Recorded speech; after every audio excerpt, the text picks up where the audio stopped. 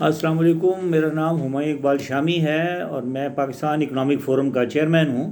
اور میں نے یہ نیا چینل لانچ کیا ہے اور تاکہ میں آپ لوگوں کو اکانومی کے بارے میں، خاص طور پر پاکستان کی اکانومی کے بارے میں وقتاً فوقتاً مطلع کرتا رہوں، اس کے بارے میں انفارمیشن دیتا رہوں، کیونکہ اکانومی کسی بھی ملک کی بیک بون ہوتی ہے۔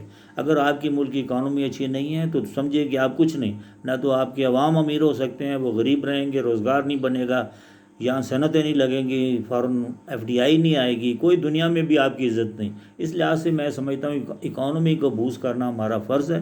آج میں جس موضوع کے اوپر بات کرنا چاہتا ہوں وہ ہے ڈالرائزیشن۔ جس ملک کے اندر دوبارہ ڈالر کا ایک فروغ ہو رہا ہے، ڈالر کو بڑھایا جا رہا ہے، میں اس سلسلے میں یہ بات کرنا چاہ رہا ہوں۔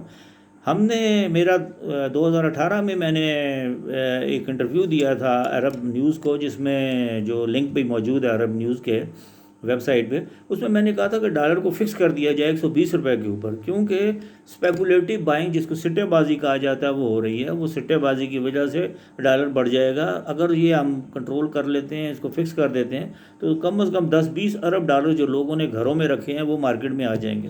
لیکن اس پہ عمل نہیں ہوا، اور وہ حکومت کا وہ زوال بھی آپ نے دیکھا ڈالر بڑھنے کی وجہ سے ہوا، 189 روپیز تک گیا۔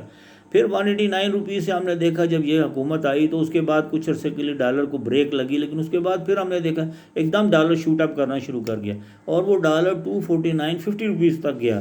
اور اس کا نتیجہ پھر آپ نے دیکھا مہنگائی، اور اس کے بعد ملک کے اندر جو ہے ایک بڑی ایک پینیکل سچویشن کریٹ ہو گئی۔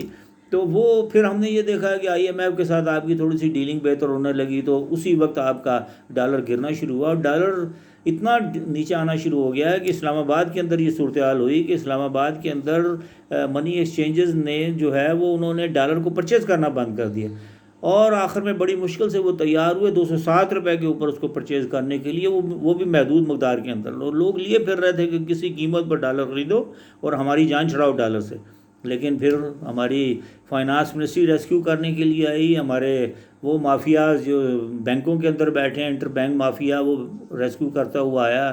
انہوں نے کیا کیا کہ فوری طور کے اوپر انہوں نے ڈالر کو جو ہے ایکسپورٹ کرنے کی اجازت دے دی، کیونکہ اس سے کوئی انٹر بینک مارکیٹ میں جب ڈالر 207 روپے کا مارکیٹ میں کوئی بائر نہیں تھا، تو انٹر بینک کے اندر اس سے بھی 218-19 روپے کا بیچا جا رہا تھا۔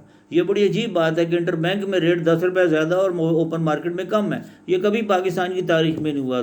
10 روپے اوپن مارکیٹ میں تو زیادہ ہو سکتا ہے، لیکن انٹر بینک میں زیادہ نہیں ہو سکتا، لیکن انٹر بینک میں زیادہ نکلا، تو یہ مافیا کا کمال تھا۔ لیکن میں حیران ہوتا ہوں، اس کے بعد ایکسپورٹ کرنے کی اجازت ملی، فوراً ڈالر جو ہے اس کو پھر دوبارہ اس کی اڑان شروع ہو گئی۔ اب دیکھیے دوبارہ اوپن مارکیٹ کے اندر 227 روپے پہ پہنچ گیا، جو کہ انٹر بینک میں ابھی 218-19 روپے پہ ہے، لیکن یہ بھی ایسا ایسا اس کو مان لے جائیں گے جو حالات چل رہے ہیں۔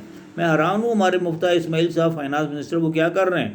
اسٹیٹ بینک تو خیر ہے ہی آئی ایم ایف کے حوالے ہے سارے کا سارا، اور وہ باقی جو انٹر بینک وہ جو بینکنگ ہے، جو ہمارا پرائیویٹ بینک ہے، وہ تو مافیاز ہیں، وہ تو مال بنا رہے ہیں اس مال سے، لیکن وہ چھری کن کے اوپر چل رہی ہے؟ وہ تو عام عوام کے اوپر چل رہی ہے، عام کاروباری طبقے کے اوپر چل رہی ہے۔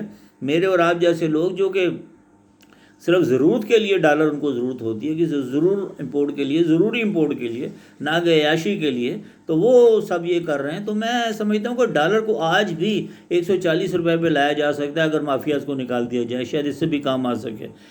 ہندوستان کا روپیہ 70-72 روپے پہ چل رہا ہے، آپ کا بنگلہ دیش کا جو ہے وہ 80-90 پہ تھا، آج کل کچھ 100 کے قریب ہے۔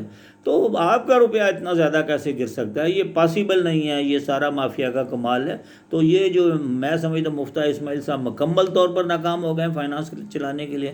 انہوں نے سب سے پہلے جب اسحاق ڈار کے بعد یہ 1 سال کے لیے منسٹر بنے تھے تو سب سے پہلے ڈالر کو گرایا، حالانکہ وہ اس سے پہلے اسحاق ڈار کے دور میں 104-105 روپے سے ڈالر اوپر نہیں گیا، انہوں نے 10 روپے کم از کم ڈالر کو گرایا اپنے 1 سال کے اندر۔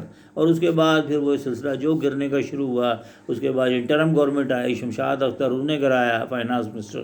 اس کے بعد تو خیر یہ حفیظ شیخ آیا، حفیظ شیخ ایک اور اپنا وہاں سے لے آئے شخص جو ہے وہ آئی ایم ایف کا ایک اپنا جو باقر رضا، اور باقر رضا تو ایجنٹ تھا، اور یہ سارے ایجنٹوں نے مل کے سارے کے سارا انٹرنیشنل، میں ان کے بارے میں لکھ چکا ہوں، میرے اخبارات کے کالم موجود ہے کہ انٹرنیشنل اکنامک مافیا کے لوگ پاکستان میں ڈالر کو بڑھائیں گے، یہ انٹرسٹ ریٹ کو بڑھائیں گے، اس کا نتیجہ یہ ہوگا اکانومی نہیں چلے گی، روزگار نہیں بڑھے گا، جی ڈی پی نہیں بڑھے گی۔ تو یہ میری آپ لوگوں کو آج میری پہلی ویڈیو ہے اس بارے میں، اور میں یہ ویڈیو میری آپ اس کو لائک کریں، میرے پیج کو بھی سبسکرائب کیجئے، لائک کیجئے، اور تاکہ میں آئندہ بھی آپ کو اچھی ویڈیوز جو ہیں وہ بھیجتا رہوں۔ تو آپ کا بہت شکریہ جناب، تھینک یو ویری مچ، خدا حافظ۔